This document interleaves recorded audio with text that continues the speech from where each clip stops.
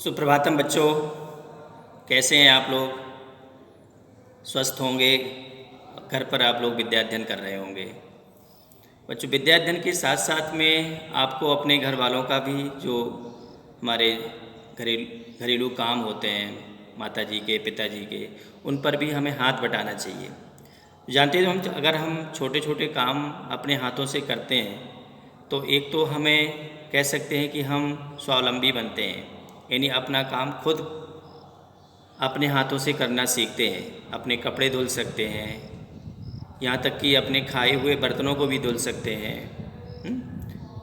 झाड़ू भी लगा सकते हैं। तो छोटे छोटे हम काम कर सकते हैं। तो इससे क्या होता है, इससे हमारे जो माता पिता हैं वो सोचते हैं कि बच्चे में एक जिम्मेदारी का भाव आ गया है। हमें कोई भी घर में काम हो उस पर हाथ बटाना चाहिए। एक तो हमें काम भी अपना आ जाता है और हम एक तरह से कैसे आत्मनिर्भर, यानी कह सकते हैं कि कुछ हम काम भी कर सकते हैं। जैसे आपको कहीं बाहर पढ़ने जाना पड़ेगा तो खाना बनाना पड़ सकता है। तो छोटे छोटे काम आपको सीखने चाहिए।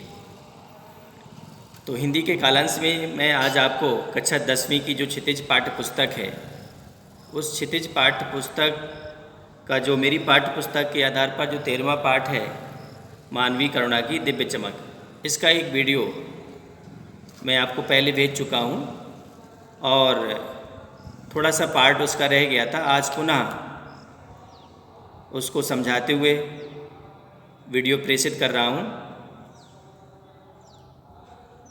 आप सब लोग उसको ध्यानपूर्वक सुनेंगे और अपनी विषय वस्तु को अपनी पाठ्य पुस्तक से पढ़ेंगे तो निश्चित रूप से सब कुछ समझ में आ जाएगा। और ये पाठ एग्ज़ाम की दृष्टि से, परीक्षा की दृष्टि से बहुत महत्वपूर्ण है, इम्पॉर्टेंट है।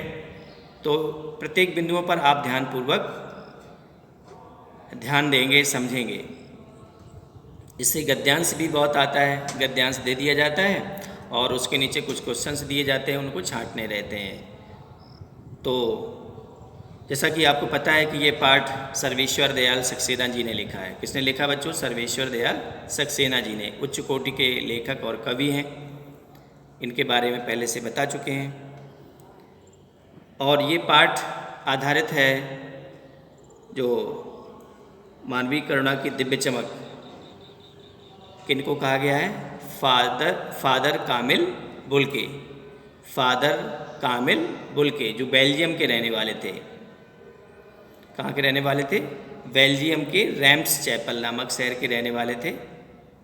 उन्होंने वहाँ इंजीनियरिंग की पढ़ाई बीच में ही छोड़ करके उनका इस सांसारिक दुनिया से एकदम से मोह हट गया, लगाव हट गया और सोचा कि कुछ नहीं रखा है संसार में, मुझे अध्यात्म की तरफ जाना चाहिए। तो वहाँ पर उपस्थित हुआ पादरियों की सभा के बीच में और कहा कि मुझे पढ़ाई नहीं करनी है और सन्यासी होना है। और कंडीशन रखी कि मैं सन्यासी जब होऊंगा तो मैं अपना कार्यक्षेत्र, मेरा सन्यासी जीवन भारत देश में ही बीतेगा। भरा पूरा परिवार है, भाई हैं, बहनें हैं, सब कोई है। एक भाई भी उनका पादरी हो गया। इनकी जो बहन थी थोड़ा सा चंचल और नटखट स्वभाव की थी, तो फादर को उनकी शादी की चिंता सताती रहती थी। जब वो यहाँ पर आ गए तो पहले यहाँ के रीत रिवाज, पहले पादरियों के बीच में रह करके, जो जिसेट संघ है उनके बीच रह करके पहले बाइबल का ठीक से अध्ययन किया। बाइबल से अध्ययन करने के बाद इलाहाबाद विश्वविद्यालय, काशी हिंदू विश्वविद्यालय, इनमें रह करके उन्होंने अपने यहाँ पर हिंदी की ठीक प्रकार से पढ़ाई की, क्योंकि हिंदी को ही इन्होंने एक श्रेष्ठ भाषा के रूप में समझा और इसी भाषा को हिंदुस्तान में एक उच्च कोटि का स्थान दिलाने के लिए अथक प्रयास किया। तो फादर ने अपने, जब ये प्रोफेसर भी हो गए तो फादर ने अंग्रेजी हिंदी शब्दकोश तैयार किया और बाइबल का अनुवाद भी किया। बाइबल इंग्लिश में लिखी हुई थी तो उसका हिंदी में अनुवाद किया। फादर को हिंदी के विकास और उसे राष्ट्रभाषा के रूप में देखने की बहुत चिंता थी कि हिंदी जो हमारी हिंदी भाषा है, हमारी ये हमारे राष्ट्र की राष्ट्रभाषा बने। वे अपनी इस चिंता को हर मंच पर प्रदर्शित किया करते थे। सभा, गोष्ठियों, मीटिंग में जहाँ भी जाते थे तो इस कष्ट को जरूर उजागर करते थे कि हिंदुस्तान के लोग हैं और हिंदी को राष्ट्रभाषा के रूप में इसको अपनाना चाहिए। जिस पर वह कभी कभी झुंझला भी उठते थे। उन्हें इस बात पर बहुत दुख होता था कि हिंदी वाले ही हिंदी भाषी को उपेक्षा करते हैं। होता क्या है कि जो लोग थोड़ा पढ़ लिख करके और विदेशों में चले जाते हैं, इंग्लिश बोलने लगते हैं, इंग्लिश को ही अपनी कामकाज की भाषा मान लेते हैं, तो फिर वो हिंदी की तरफ ध्यान नहीं देते। ऐसा नहीं है कि हम हिंदी को बोलें, हिंदी को अपनाएं तो हमारी कहीं इंग्लिश कमज़ोर हो जाए, बल्कि हमारी जो इंग्लिश है वो और अच्छी साहित्यिक हो जाएगी, क्योंकि हम जो हमें शब्द ज्ञान हिंदी से मिलेगा, हिंदी के साहित्य का ज्ञान होगा, उसको अगर हम इंग्लिश में कन्वर्ट करके बोलेंगे तो निश्चित रूप से हमारी इंग्लिश और विकसित हो जाएगी और डेवलप हो जाएगी। हमारा अंग्रेजी का जो ज्ञान है और उच्च कोटि का हो जाएगा। लेकिन अगर हम कई सभा गोष्ठियों में हिंदी से बोलते हैं तो फिर अब पता नहीं अपने आप में क्यों एक हीन भावना सा महसूस लोग करने लगते हैं, करे आप हिंदी में बोल रहे हैं। ऐसा कहीं कुछ नहीं है। तो इस प्रकार से हमें हिंदी की उपेक्षा नहीं करनी चाहिए। 18 अगस्त 1982 की सुबह 10 बजे का समय था जब दिल्ली में कश्मीरी गेट है, निकलसन कब्रगाह में उनका ताबूत एक छोटी सी नीली गाड़ी में से, जैसा कि आपको पता है कि उनके शरीर में जहरबाद एक जहरीला फोड़ा हो गया था। क्या हो गया था बच्चों? जहरीला फोड़ा। कितना भी दबा कराओ, अब वो एक तरह से हम लोग कह सकते हैं कैंसर की बीमारी का इलाज कितना भी करवाओ, अगर वो ज़्यादा शरीर में फैल जाती है बीमारी तो फिर व्यक्ति को मरना ही पड़ता है। इसी प्रकार से इनके शरीर में जहरबाद नामक एक फोड़ा हो गया, जिस बीमारी के चलते इनकी मृत्यु हो गई। वो सभी के प्रिय थे, सभी उनको चाहते थे, सभी के कार्यक्रमों में, उत्सवों में एक बड़े भाई और पुरोहित के नाते शामिल होते थे, सबको आशीर्वाद देते थे, सबके अंदर उत्साह जगाते थे। जो टूटे हुए बुझे हुए लोग हैं, जिनका उत्साह खत्म हो गया है, उनके अंदर एक नया उत्साह जागृत करते थे, नई उमंग के साथ उनमें एक नए जीवन की जान डालते थे। ऐसे थे हमारे फादर बुल्के जी।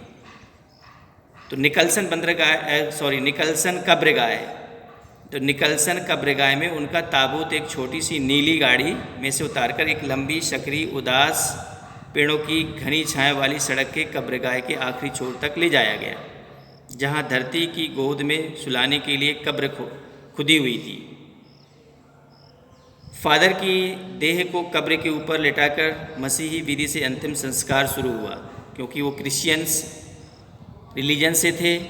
उसी रीति रिवाज से उनका अंतिम संस्कार किया गया। वहाँ पर उपस्थित कई लोगों ने उन्हें श्रद्धांजलि अर्पित की, जिसमें सेंट जेवियर्स के रेक्टर फादर पास्कल ने उनके जीवन और कर्म पर श्रद्धांजलि अर्पित करते हुए कहा, क्या कहा? फादर बुल्के धरती में जा रहे हैं, यानी धरती में, इस भूमि पर विलीन हो रहे हैं। इस धरती से ऐसे रत्न और पैदा हों, जैसे बीज को धरती पर बोया जाता है तो उससे नए पौधे जन्म होकर के नए नए बीज आते हैं।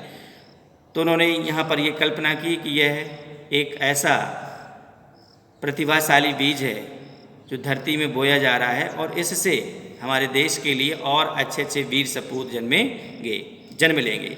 इसके बाद उनकी देह को कब्र में उतार दिया गया। फादर को यह पता नहीं था कि उनकी मृत्यु पर कोई रोएगा, किंतु उस क्षण उनके लिए रोने वालों की कमी नहीं थी। लेखक ने फादर बुल्के को मानवीय करुणा की दिव्य चमक कहकर पुकारा। अब चूंकि दूसरे देश के रहने वाले थे, कर्मभूमि हमारे देश की थी, तो फादर बुल्के को ये कभी कल्पना नहीं थी कि मेरे अंतिम समय में, मेरी मृत्यु के समय, क्या मेरी अंतिम यात्रा में इतना जन सैलाब इकट्ठा होगा, इतनी आँखों से आंसुओं की धार बहेगी, सभी की आँखें नम हो जाएंगी मेरी मृत्यु पर। कभी उन्होंने कल्पना नहीं की थी। इतना जन सैलाब इकट्ठा हो गया था। तो बच्चों, क्यों इकट्ठा हो गया था? इसलिए इकट्ठा हो गया तो सबके प्रिय थे। उन्होंने कुछ अपने लिए कुछ नहीं किया, अपने देश के लिए नहीं किया, हमारे देश को अपनी मातृभूमि समझा, कर्मभूमि समझा, हमारे देश के लोगों के लिए एक तरह से मसीहा थे, लोगों के दुखों पर एक तरह से सुख की वर्षा करने वाले थे। इसलिए जो महापुरुष लोग होते हैं अपनी चिंता नहीं करते, समाज की चिंता करते हैं, देश की चिंता करते हैं, दूसरों के सुख को अपना सुख समझते हैं, दूसरों के दुख को अपना दुख समझते हैं। ऐसे महापुरुषों के अंतिम समय में एक तरह से उनके पूरे देश के लोग उनके होते हैं और सभी को कष्ट होता है। इस प्रकार से मानवीय करुणा की दिव्य चमक कि उनके अंदर मानवता की चमक थी, उनके अंदर मानवीयता के गुण भरे हुए थे। इसलिए उनको सर्वेश्वर दयाल सक्सेना जी ने उनको मानवीय करुणा की दिव्य चमक कह करके पुकारा। इस प्रकार से पाठ बच्चों यहीं पर समाप्त हो जाता है और पाठ को पढ़िएगा, समझिएगा। बहुत बहुत धन्यवाद।